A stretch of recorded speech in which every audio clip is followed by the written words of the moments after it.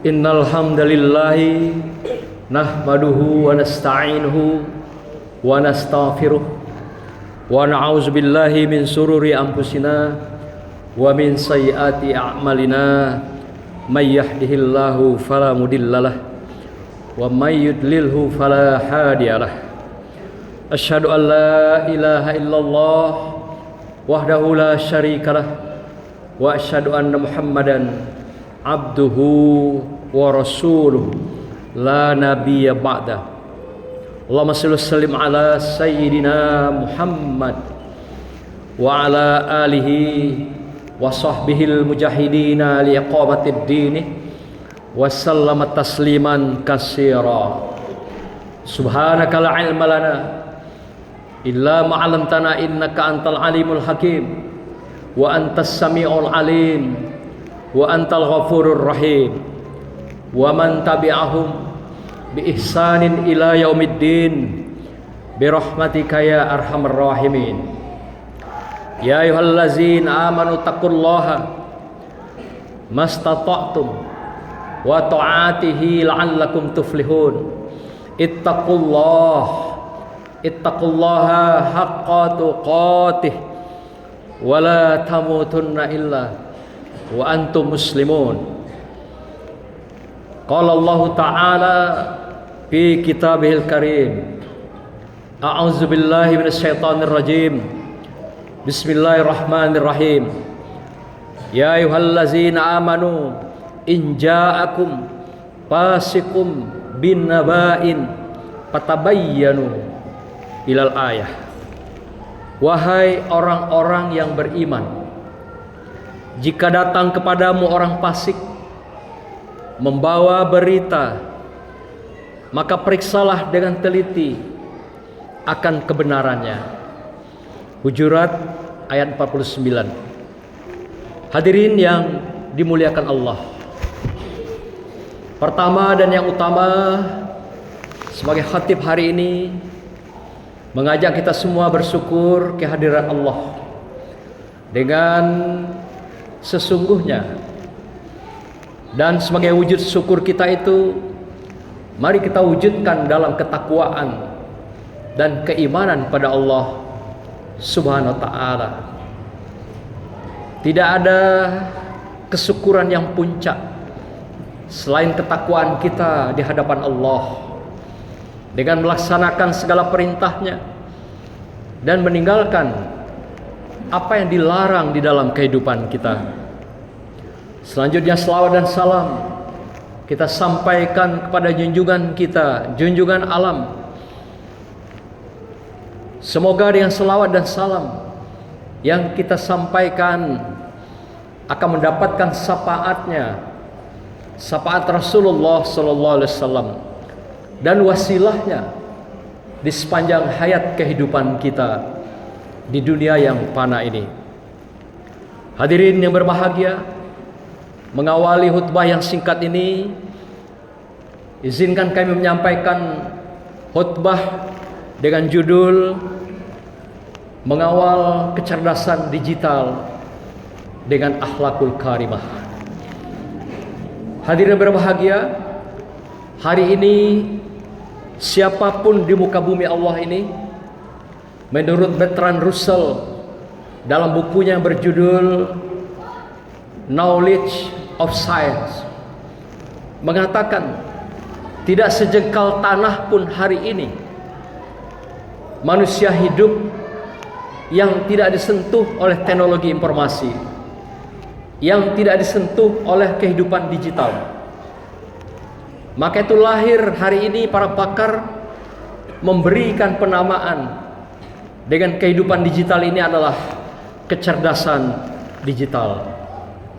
Artinya bagaimana kita menyesuaikan perkembangan teknologi digital ini, teknologi informasi ini di dalam kehidupan kita, yang tentunya dengan pengawalan yang dikawal oleh nilai-nilai moral dan akhlakul karimah di dalam kehidupan kita. Hari ini bukan saja generasi-generasi yang sudah berada dalam baby boomers atau 60 tahun ke atas yang gandrung dengan teknologi informasi ini.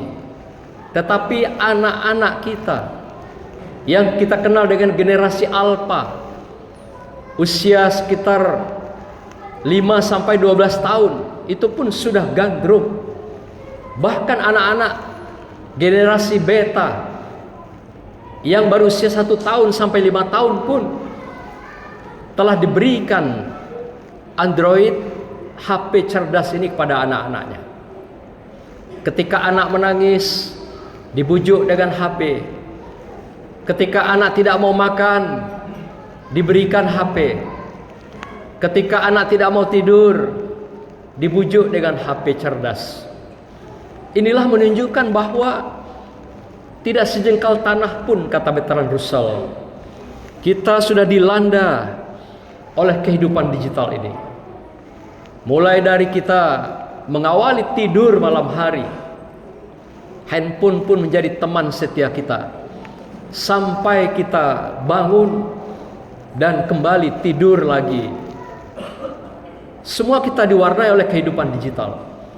Sehingga ketika kita tidak bersama dengan HP kita, seakan-akan ada yang hilang, ada yang kurang dalam kehidupan kita, yang kita kenal dengan istilah missing link. Ada sesuatu yang hilang dalam diri kita.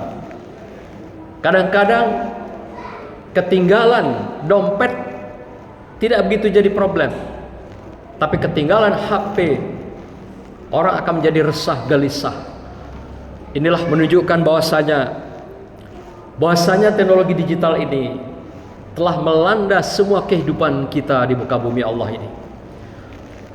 Dalam bahasa Arab dikatakan, hari ini terjadi sebuah krisis yang besar yang dikenal dengan azmatul akhlak bil asrar raqmi, yaitu krisis moral di kalangan dunia digital ini, di mana orang-orang kehilangan yang istilahnya ethical decency, kehilangan sensinya kepada kehidupan kemanusiaan, hilang persaudaraannya, hilang silaturahimnya, dan hilang berbagai hubungan kekerabatan di dalam kehidupan. Kadang-kadang dalam rumah tangga saja kita melihat, kita menyaksikan, kita tidak lagi berkomunikasi dengan anak-anak kita, padahal hanya bersebelahan kamar, tapi kita saling menyapa dengan WhatsApp dan pesan-pesan lainnya. Inilah menunjukkan pergeseran yang luar biasa yang terjadi pada anak-anak kita, sehingga krisis akhlak akibat digital ini, krisis moral yang telah melanda kehidupan manusia hari ini, mereka relatif kehilangan budaya yang paling utama dalam dirinya, yaitu budaya malu. Anak-anak kita, generasi muda kita yang kita kenal dengan Gen Z, sudah mulai kita lihat, kita rasakan, kita saksikan lemahnya, turunnya, tergerusnya nilai-nilai akhlak moral ini terhadap orang tuanya, terhadap saudaranya, terhadap kerabat-kerabatnya. Inilah menunjukkan budaya malu dalam kehidupan ini sudah mulai tergerus di dalam kehidupan. Menurut sebuah penelitian dalam sebuah jurnal yang bernama Paros Theology tahun 2025 yang lalu, ada 4 budaya akibat teknologi informasi, wabil khusus media sosial yang melanda kehidupan anak-anak kita hari ini. Pertama, beredarnya, tumbuh suburnya gaya hidup dengan budaya hoax. Kita dengan mudah setiap hari menebarkan gosip, intrik, fitnah, dan adu domba dalam kehidupan kita. Kita menerima pesan dari orang lain tanpa kita verifikasi, tanpa kita seleksi, kita teruskan pada orang lain. Belum tentu apa yang disampaikan itu benar, tetapi kita sudah melanjutkan, meneruskan pesan-pesan singkat itu pada orang lain. Sehingga virus gipa ini, gosip, intrik dan fitnah adu domba ini merajalela di dalam dunia media sosial. Sehingga orang-orang yang benar bisa disalahkan, yang salah bisa dibenarkan, yang kecil bisa dibesarkan, yang besar bisa diperkecil. Inilah dahsyatnya budaya hoax yang melanda kehidupan kita hari ini. Yang kedua, dikatakan berkembangnya budaya narsisme, di mana orang selalu hidup dalam tarikan napas dan langkahnya dengan mencitrakan diri dalam kehidupan ini. Apakah mencitrakan sebagai dai-daiyah, sebagai ustadz-ustazah, politisi yang baik, akademisi yang baik. Padahal itu bukan makomnya, bukan kompetensinya. Tetapi kita melihat setiap orang bisa narsis, tampil dengan pencitraan-pencitraan dengan mudah di tengah media sosial ini dengan orang lain. Yang ketiga dikatakan budaya yang tumbuh subur dengan teknologi informasi digital ini adalah hedonisme, yaitu hidup serba senang, tidak peduli kesulitan, kesusahan, dan masalah-masalah yang dihadapi secara pribadi, keluarga, dan masyarakat. Yang penting happy. Inilah bahasa gaul yang disampaikan budaya hedonis. Kita melihat tumbuh suburnya KP-KP yang diwarnai oleh anak-anak muda Gen Z hari ini. Ini menunjukkan budaya hedonis itu sudah merajalela di dalam kehidupan masyarakat kita. Yang keempat adalah budaya pop. Budaya pop ini adalah melahirkan berbagai perubahan-perubahan gaya hidup, yang mana setiap orang berubah gayanya, cara ucapannya, perilakunya, pakaiannya, makannya, sampai pada hiburan di dalam kehidupan. Semua sudah meniru gaya global dengan mengidentifikasi tokoh-tokoh tertentu, artis-artis tertentu. Padahal kita sudah diberikan uswah dan wasilah yang teratas, yang terutama, utamimma makarimal akhlak, Rasulullah Sallallahu Alaihi Wasallam. Posisi ini bergeser di kalangan anak-anak muda kita, generasi muda kita, dengan pengaruh budaya pop yang luar biasa yang dibawa oleh teknologi informasi dan digital ini. Hadirin berbahagia, ayat yang kami bacakan tadi secara tegas memberikan pesan-pesan kepada kita bahwasanya setiap pesan yang sampai ke telinga kita, apalagi disampaikan oleh orang-orang fasik yang nyata-nyata dia adalah orang-orang yang berani melanggar perintah Tuhan, tetapi mereka mencitrakan diri menjadi orang-orang yang baik, orang-orang yang bermoral, padahal adalah orang-orang yang brutal, orang-orang yang tidak patut dicontoh, ditauladani dalam kehidupan. Tapi inilah disebarkan setiap hari. Maka itu kita diminta menyikapi hal-hal seperti ini agar kita melakukan tabayyun. Setiap pesan-pesan media sosial yang masuk ke handphone kita, kita lakukan tabayyun melalui buku teori, melalui buku akhlak, melalui ayat dan hadis, dan melalui sumber-sumber yang muktabar yang dapat dijamin kebenaran dan kesolehannya. Maka itu akhlaklah yang bisa mengawal anak-anak kita, bahkan kita masyarakat hari ini, dengan kembali kepada uswah dan wasilah yang telah dicontohkan Rasulullah Sallallahu Alaihi Wasallam dalam kehidupan kita. Laqad kana lakum fi Rasulillahi uswatun hasanah. Bahasanya terdapat pada Rasulullah itu uswah hasanah yang tiada tara. Allah sendiri membuktikan, Allah sendiri yang memberikan sebuah novelty penghargaan, ketinggian, keluhuran pada akhlak Rasulullah ini. innaka la'ala khuluqin azim. Sesungguhnya akhlak Rasulullah itu adalah yang mulia dan agung. Bukan manusia yang mengatakan, bukan juga makhluk-makhluk gaib, tetapi Allah langsung mengatakan pada kita semua.